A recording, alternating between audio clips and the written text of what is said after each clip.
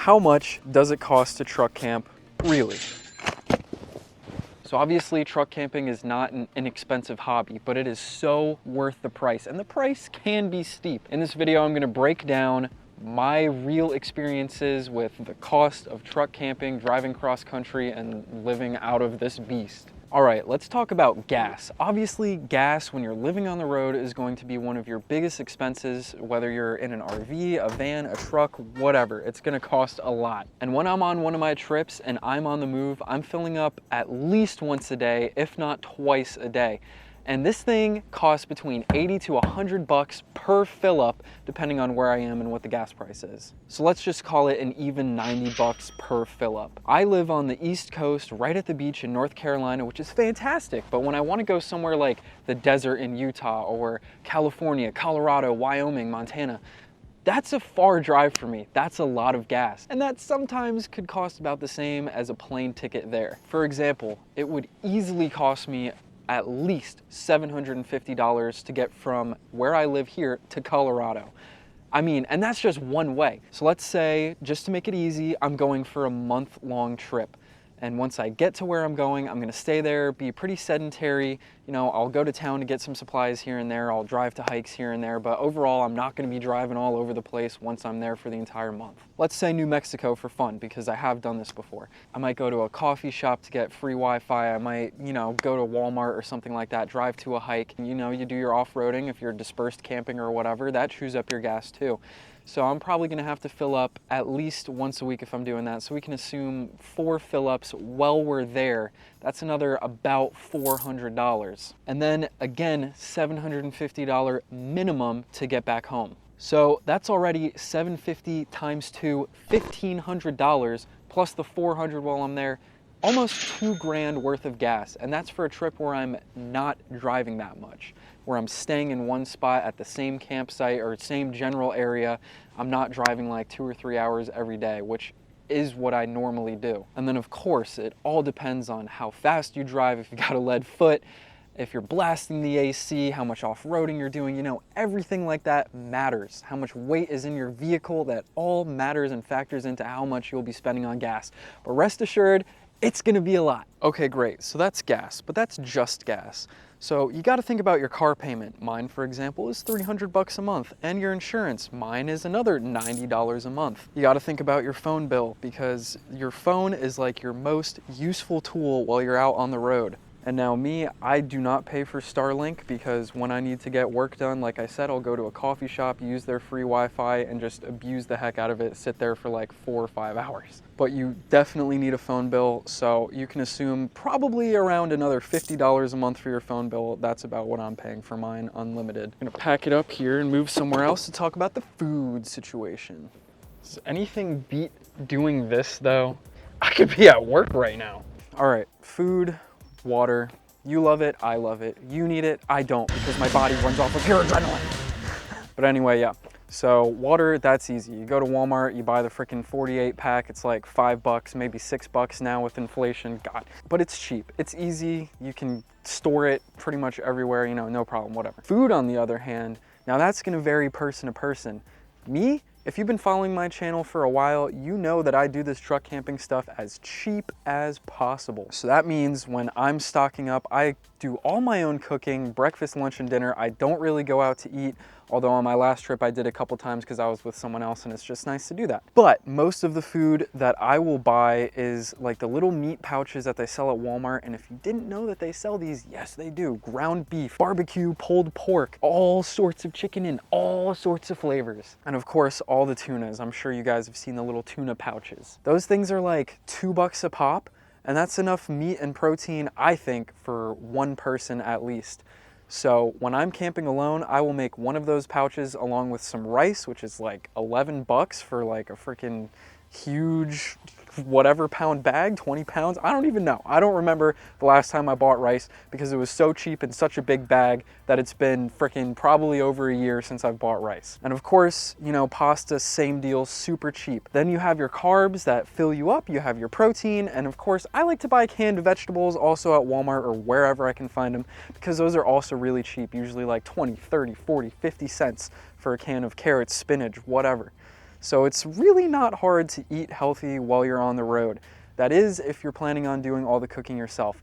So I would say my food bill while I'm truck camping is probably around 80 bucks for a month. I guess that is not really including when I buy the rice beforehand and whatnot, but like I said, it's like $11 or something, so it's really not a huge cost. And that's not something that you have to buy before every trip. I also eat Pop-Tarts for every breakfast. I know it sounds insane, but it's so good, especially when it's cold out and they freeze while you're sleeping. Oh my God. But I digress. If you're someone who's gonna go get food out at every meal or whatever, obviously your cost of living is going to be astronomically higher, probably spending, I don't know, a good $300 or $400 more than someone who is just doing it cheaply like this, buying stuff at the grocery store. And I'm not saying you have to buy the bare minimum cheap stuff. I mean, if you have the means, by all means use them. But just me personally trying to do it as cheap as possible as a college age kid, you know, that's kind of just my best option. Also, I want to show you guys something else that's right here because it's really freaking cool. Look at these babies. I can't remember what they're called. Maybe these are pitcher plants, maybe? But I know that they're carnivorous and indigenous to this specific area of North Carolina. Don't harvest them because you will go to jail. It is very illegal to do anything with these little guys, but I just thought that was cool. Still a couple more things to talk about. You guys hanging in there? You hanging in there? All right, good, let's go. I swear, if there's any homeless people in these woods listening to the way I'm talking to the camera right now, and there are homeless people in these woods, they do live out in here, but they're probably more afraid of me. Something else that I wanted to touch on briefly are the unforeseen costs. They're unforeseen. What do I mean by this? I mean, you get stuck somewhere. You need a tow. I've done it. I've had to do it. It costs a lot of money. $500 in my case. Whew, that wasn't fun. Or you're somewhere that needs an entrance fee that you weren't expecting, or you need to pay a parking fee somewhere, or at many places, or you need an oil change. You get a flat tire and you need a new one. Or maybe you're just out somewhere and you want to buy a souvenir hoodie or hat. Anything could happen at any time on the road. You could have a morning where everything seems peachy, and then in the afternoon you end up dropping $1,000 that you didn't plan on or expect to, just because things add up. You know, I'm not saying it will happen to all of you, I'm just saying it could. So be sure to keep just a little bit of rainy day money in your budget because unforeseen things happen on the road all the time. All right, the last thing I want to talk about before we sum up is the price of camping. Now, if you're gonna do it the right way, and I hope you do, you're gonna do dispersed camping on BLM lands, national forests, and just federal government land like that. Any little spot you can find. Great resource for that is The Dirt, D-Y-R-T, The Dirt. You will find camping almost anywhere you look, and it's fantastic. The best part, it's free. But what if you're in an RV or something, or you want to stay at legit established campsites? Well, if you're looking at Koa, for example, those can range from 40 bucks a night to 110 one night. So let's just say average 60 bucks. That is a good chunk of change for every night you're stopping. And even then, if you are doing the truck camping thing or whatever, maybe you're pitching a tent and you want to camp at legit government facilities or, you know, just general campsites. Of course, that's going to run you a $15 minimum at most government facilities, sometimes $25 a night, all the way up into the 50s, 60s, 70s for pitching a freaking tent. So I would highly recommend you guys do dispersed camping. There are so many places all across the country, and it really helps you to see where we live in America in a totally different light. You get to see all these places that there's almost nobody there, and it's the whole point of the trip, right? All right, so let's summarize and sum up.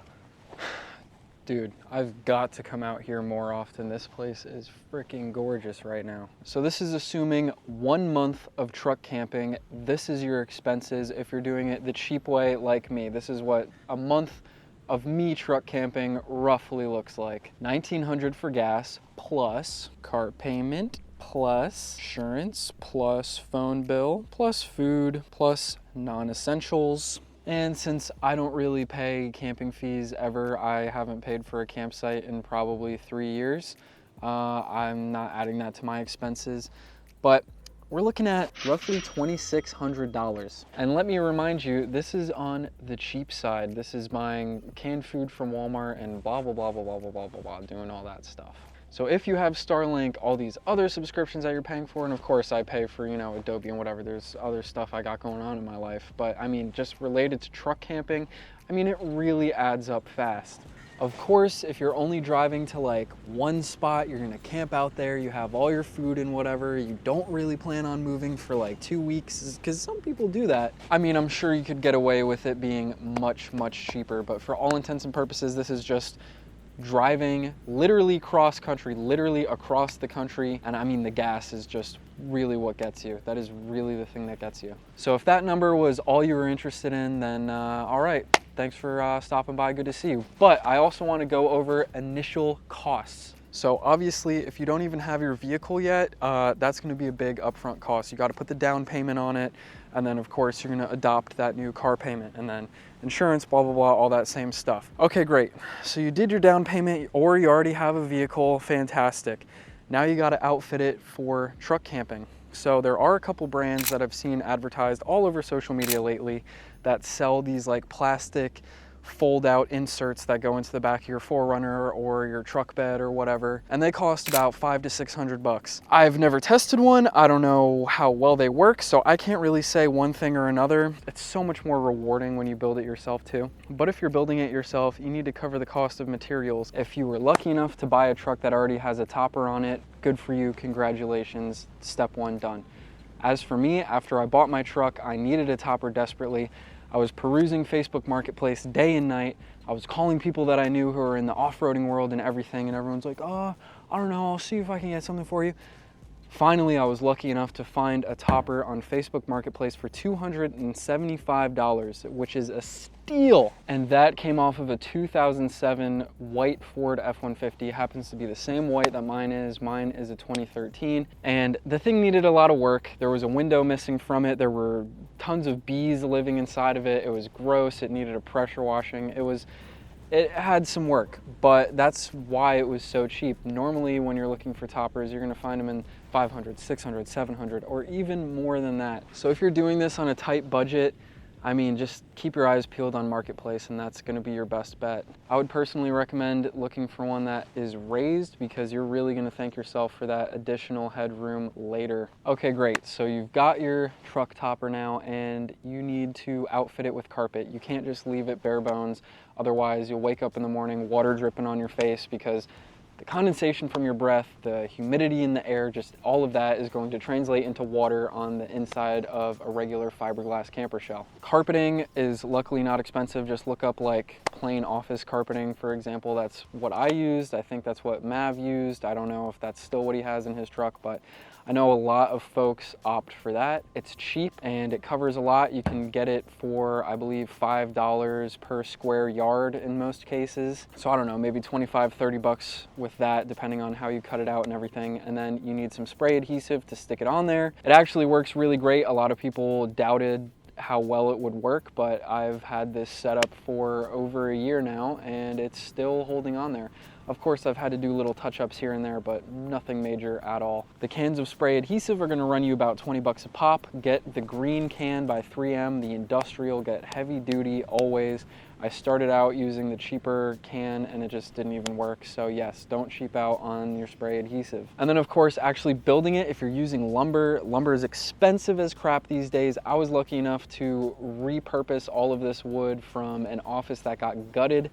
So I got super lucky in that I did not have to pay a dime for the wood that I used to build my rig back here. But if you're not that lucky, you have to really plan out what your build is gonna look like, what you're gonna do, and how much lumber you're actually going to need, because you don't want to end up spending hundreds of dollars more than you actually need and then you have all this extra wood, you know? And then of course you need your actual camping essentials, which is going to vary from person to person what you need to be comfortable, what brands and everything, but you know, default you need camping stove, cookware, hiking shoes, paper towels, Tupperware, you know, just stuff like that, just essentials for living, stuff that you kind of need. So I would say when all is said and done, maybe including your vehicle, depending on what you got. My truck, I searched for a long time to find the right thing with exactly what I needed. But when all is said and done, the upfront cost before the monthly and car payment and everything starts hitting could be around $10,000. Could be. It could be way less, it could be way more. It really all just depends on what kind of build you're after and what kind of vehicle you're using. I think it's definitely possible to do for maybe $5,000 or $6,000 if you're buying a cheaper, older vehicle. $5,000 upfront cost. I could see that being a possibility. So, I mean, you really don't need to break the bank. There's options for everybody, and of course, depending on what you do, it's going to be vastly different from myself. I just wanted to give you guys a good baseline idea of the month-to-month cost of driving across the country, which isn't cheap at all, even though I'm doing it as frugally as possible. And then, you know, just a little bit of the upfront cost if you're thinking about getting into it. I was 20 when I started this, so at least 4 years of saving a lot because I knew I wanted to do this. And you know, it is really expensive. It's not a cheap hobby, but it is absolutely worth every cent. I don't regret a single second of truck camping. Even when things have gone wrong, I look back on it so fondly now because it just changes your whole outlook, you know? You really learn to just depend on yourself or depend on your dog or your partner, whoever's with you. And it's kind of just you against the world, you know? And it gives you this incredibly empowering feeling that, hey, I can survive in the wild. I mean, of course, you're in your truck, you know, but you can survive without all these comforts that so many other people need, you know? And it's just a really great feeling, worth every cent to me. So if you think that you want to get into truck camping, do it. Do it. Any car you have right now, I promise you, is fine enough to get into it. Go to your local national forest, go to your local state park or something. Even if you have to pay to camp, just try it out. Try camping in your car. I remember the first time I did it, I was so nervous and excited, and I froze my butt off because it was the beginning of January, it snowed. That video is actually on my channel. Let me know if you guys have any other questions about truck camping or the costs associated with it, or just any tips, any way I can help you get started. If there's any other videos on getting started that you'd like me to make, just let me know in the comments below. I don't know, I don't really have a dedicated outro yet, do I? Bye.